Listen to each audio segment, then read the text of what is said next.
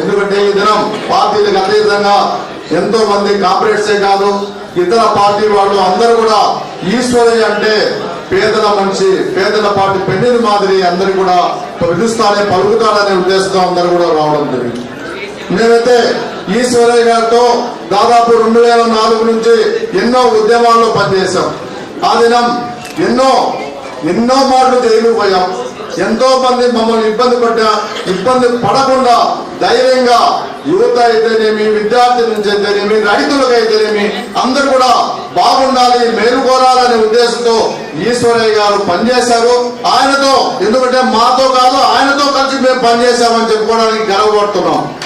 ఈ దినం నిజంగా రాష్ట్ర పదవి రావడం అనేది తమాషా కాదు. ఇప్పుడున్న రాజకీయాల్లో మీకు తెలుసు రాజకీయాలు ఏ విధంగా తయారయ్యావు. ఇటువంటి పరిస్థితుల్లో కూడా కమ్యూనిస్టు పార్టీ రాష్ట్ర ప్రధాన కార్యదర్శిగా నిజంగా మన జిల్లా వాడు, మన అందరితో కలిసి పనిచేసిన వాడు ఈ దినం ఎన్నిక కావడం హర్షించదగ్గ విధం. అందరూ కూడా స్వాగతించాలి. ఆయనకు ఇంకా మంచి పేరు రావాలి. కానీ రాష్ట్రంలోనే కాదు, అదేవిధంగా దేశంలో కూడా ఆయన ఒక ముఖ్య పాత్ర పోషించాలని చెప్పి నేను తెలుగుదేశం పార్టీ కాదు ఒక వ్యక్తిగా నేను హరిప్రసాద్గా ఆయన కోరుకుంటున్నా. ఆయన పార్టీ ఏదైనా మేము ఎప్పుడు కూడా ఆయనకు ఏమైనా చేతులు ఇవ్వడానికి కానీ ఆయనతో కలిసి పనిచేయడానికి కానీ మేము రెడీగా ఉంటామని ఈ సభాముఖంగా తెలియజేస్తూ సెలవు తీసుకున్నా.